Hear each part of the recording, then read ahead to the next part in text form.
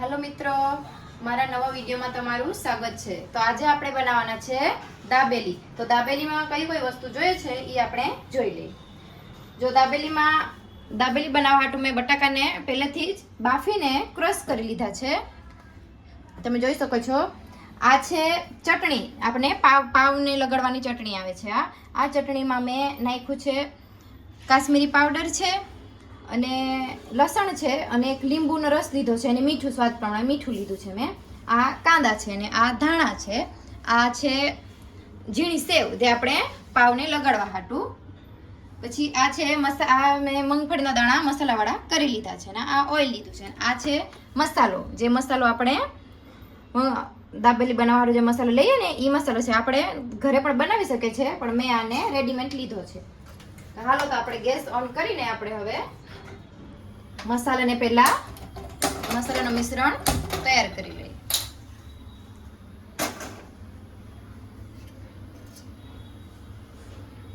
આપણે ઓઇલ વધારે નથી લેવાનું કેમ કે મસાલામાં આવે જ છે। આપણે ઓઇલને ગરમ થવા દઈએ। તો આપણો ઓઇલ ગરમ થઈ ગયું છે તો આપણે એમાં મસાલો નાખી દઈએ। ધીમે ધીમે આપણે એને મિક્સ કરતા જશું।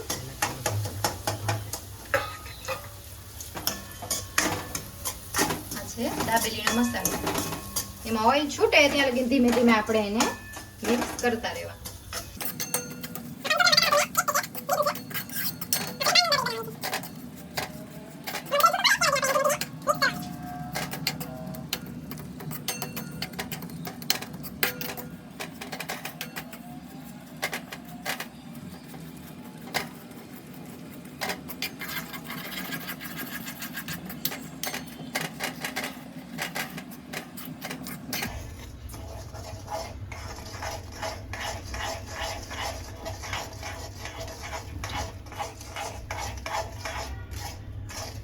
જોઈ શકો છો આ ઓઇલ આમાંથી છૂટું પડી ગયું રીતના થઈ ગયું છે। હવે આપણે એમાં બટાકાના જે પેસ્ટ કર્યો તો એ આપણે એમાં નાખતા જશું।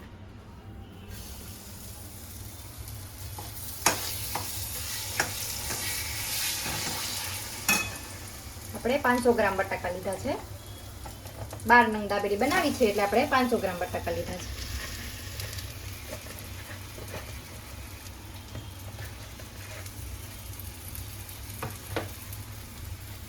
હવે આને ધીમે ધીમે મિક્સ કરી લઈએ।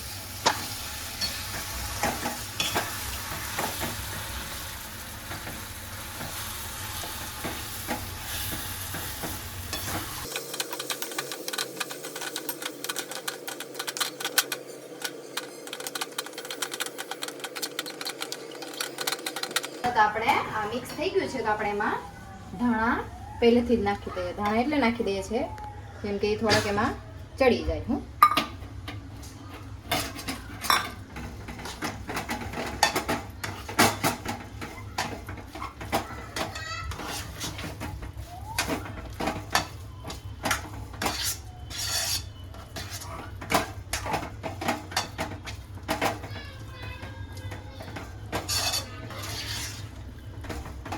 હાલો તો આ મિક્સ થઈ ગયું છે। હવે આપણે એને એક ડીશમાં કાઢી લેશું।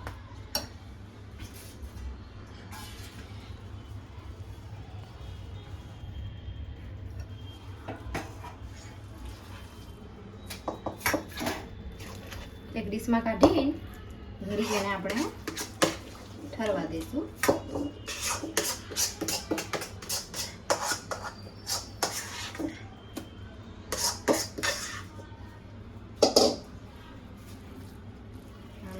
પાથરી દઈશું।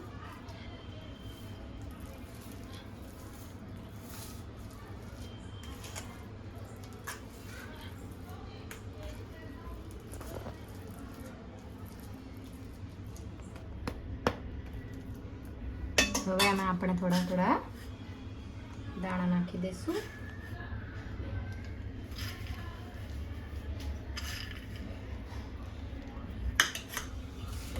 થોડા કાંદા નાખી દઈશું।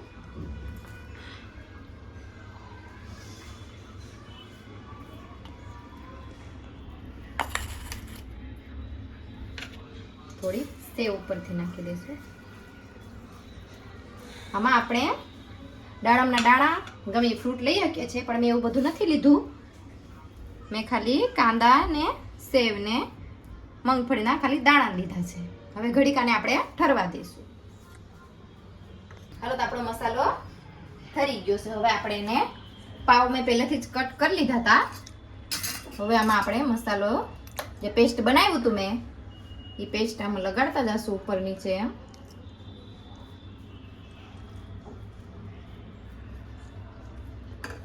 પછી આમાં આપણે દાબેલીનો મસાલો ભરતા જશું.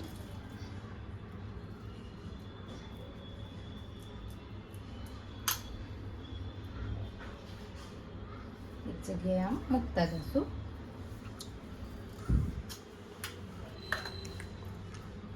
પેસ્ટ લગાડતા જવાનો.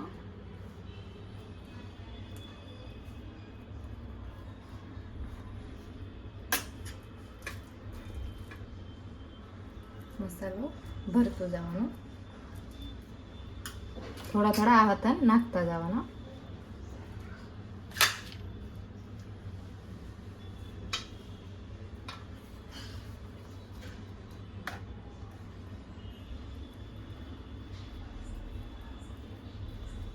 પેસ્ટ આમ લગાડતા જવાનું.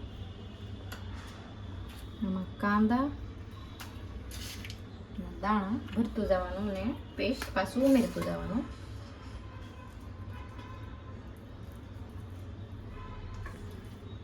આપણે મસાલો 500 ગ્રામ વધારે બનાવ્યો છે એટલે આપણે વધારે ભરતા જશું. હાલો મિત્રો, તો જોઈ શકો છો મારી 12 નંગ બનીને તૈયાર છે. તો હવે આપણે એને પકવી લઈએ.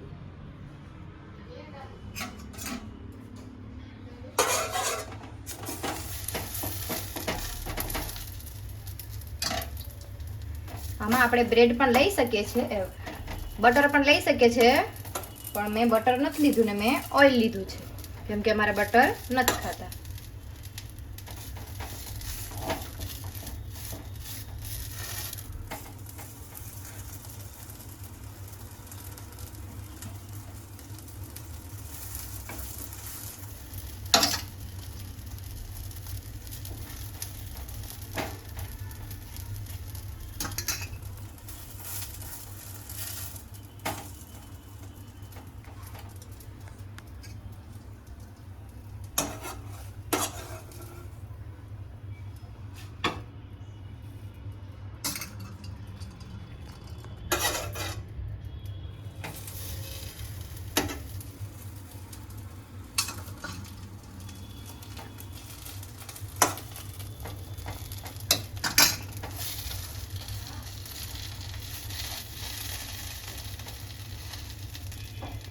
બધો મસાલો વધારે ભર્યો છે.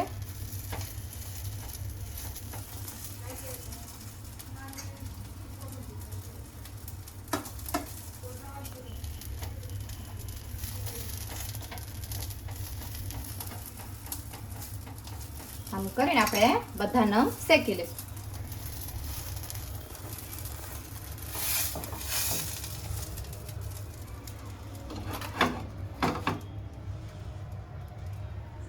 હેલો મિત્રો, તો જોઈ શકો છો તમે મારી દાબેલી બનીને તૈયાર છે. 12 નંગર આપણે બની ગઈ છે.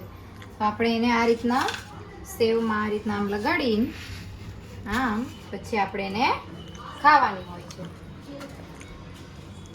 આ રીતના તમે પણ મારો વિડીયો જોજો અને તમે પણ આ રીતના બનાવજો અને મારો વિડીયોને વધુમાં વધુ શેર કરજો અને મને લાઈક, શેર અને સબસ્ક્રાઈબ જરૂરથી કરજો. હાલો, તો આપણે હવે નવો વિડીયોમાં મળીએ.